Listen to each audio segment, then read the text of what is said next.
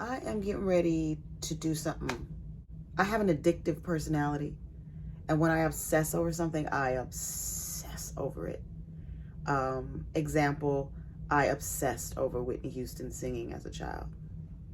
Now you see my level of obsessed. I obsessed over Ella Fitzgerald in college. I obsessed over John Mayer and guitar playing and songwriting. And now I am obsessing over Elvis Presley. I mean, obsessing. Like, I get it. I get it. I bought into the sauce. I bought into the sauce so much that I want to reproduce and recreate all of my favorite Elvis Presley songs. And if you need an example of what I'm getting ready to do, go to divaoftheseas.com and click on media. And then you're going to see Steph's Quarantine Mixtape. You can listen to the whole thing at divaoftheseas.com. You can stream it for free. I need to mention that. You can stream it for free. You can stream it for free. You can stream it for free. And that's basically Steph's Quarantine Mixtape. Hashtag Steph's Quarantine Mixtape is what I chose to do with my time during the cruise shutdown. Once I realized I was out of a job for an indefinite amount of time, I was like, okay, what are you gonna do?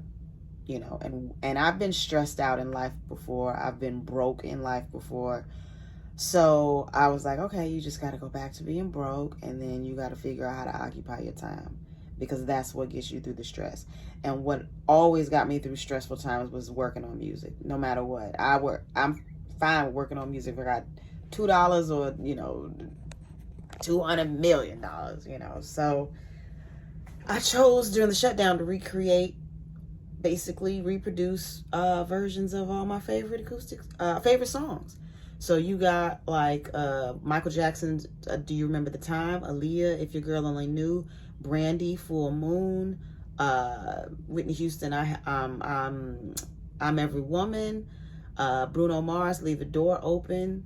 What else? What was the other song? Total, Kissing You. Mariah Carey, like all that Christmas stuff, all this stuff you hear on this channel, the music, that's Steph's Quarantine Mixtape. So I didn't know that was going to end up turning into a virtual show first, and then performing some of the tracks on stage on the Serenade of the Seas. Like, this is crazy. It's a whole show now. It's a whole show in a theater, and it worked. So I don't like putting too much pressure on myself, but I'm getting ready to do the same thing with all my favorite Elvis Presley songs. So I've made the list of the songs, separated them from up-tempos and ballads. All I've been doing is listening to Elvis during my workouts, just really, really trying to get ready to recreate this music, because it's not just me singing the songs. I have to learn how to play all the instruments. You know, I got to learn and play and record what Elvis's piano player did on Don't Be Cruel. I got to learn on guitar, because I'm going to play guitar on it, my acoustic. I got to learn what, you know, he did on Love Me Tender on guitar, and what am I going to do on the drums? Because the way I want to do the show, the way I want to produce the music, produce the music is, of course, stay true to the original record, but just update it. You know what I'm saying? Like, just with my voice and a modern sound, and maybe a little more background harmonies than you would have done in 1957, but still keeping the simplicity of the show. I keep calling it show because if it only becomes a show, because I know y'all are like, oh my God, you need to make that a show. I would love to do an Elvis show. I would love that I reproduced and did all the music for. I would love that, especially if I didn't have to pay an orchestra to do, pay an arranger to do charge for an orchestra, which is very expensive, okay? Very, very, because I know y'all like, why don't you just use, if I cannot have to come out of pocket and put together an Elvis Presley show myself, I will do it, okay? This is called balling and production on a budget, okay? And my rule is, if you can do it yourself, you ain't got to pay for it. You know what I'm saying? You ain't got to pay for it. The less people you got to deal with, the better. So, now this is Stephanie, the show producer. So take Stephanie, the vocalist, hat off. I am a show producer now, okay? If I am happy with the way this show is musically produced, you know what I'm saying? Perhaps I'll take one song at a time and I'll test it out in rehearsals, like on a ship. When I'm done, like with sound check or something, I'm done working with the orchestra, I can just ask the sound engineer to just play the track one song at a time. And then if I'm happy with that, we'll move on to a second song and a third and a fourth. We need about 8 songs total to have a show. But I have so many favorite Elvis Presley songs that I've got enough probably for 3 shows. You know what I'm saying? I'd love to do this show in Las Vegas. I think it would work. I think it would be incredible to see a black woman doing an Elvis Presley show. The more I study and learn about him, the more I just love him. I think he's dope. He did so much stuff for black people. So much stuff. And you need to check out this song. It's definitely going in the show, called If I Can Dream. He performed it as a finale on the 1968 comeback special that aired on, what was it, CBS or NBC? Y'all gotta watch that. I'm gonna link all this stuff in the description. But he did it, you know, to honor Martin Luther King.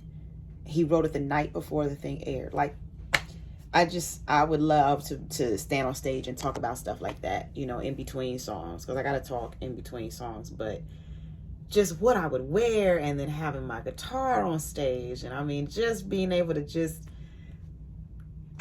entertain, you know what I'm saying? Like, the Whitney show was entertaining, but it's a vocal beast, you know what I'm saying? To be able to just get up on stage and because I know I want to open the show. If I did, I wanted to be the and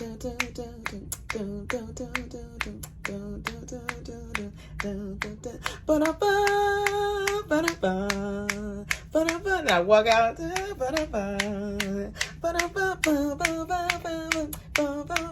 ladies and gentlemen, like old school. Like, I would respect what Elvis did. Y'all don't understand. Elvis, I'm watching it right now. He filmed his own backstage CPAS.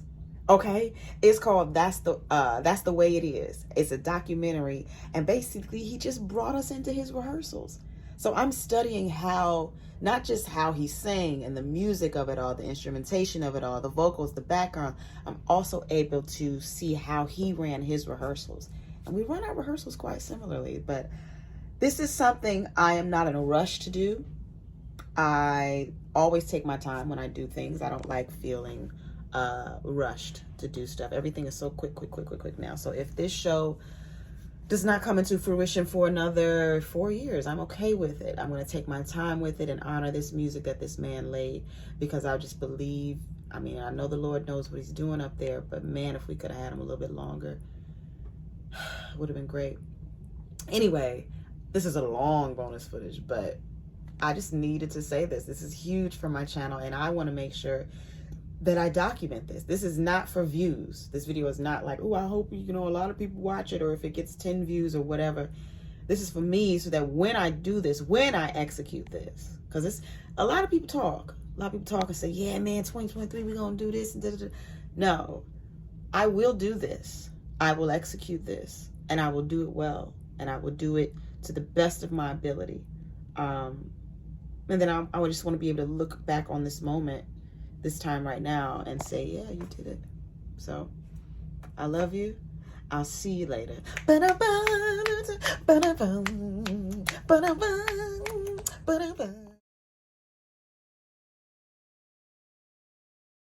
All right, guys, we're in Music Hall on Oasis of the Seas. Would you all prefer to see the Elvis Presley show in a venue like this, which I will pan around,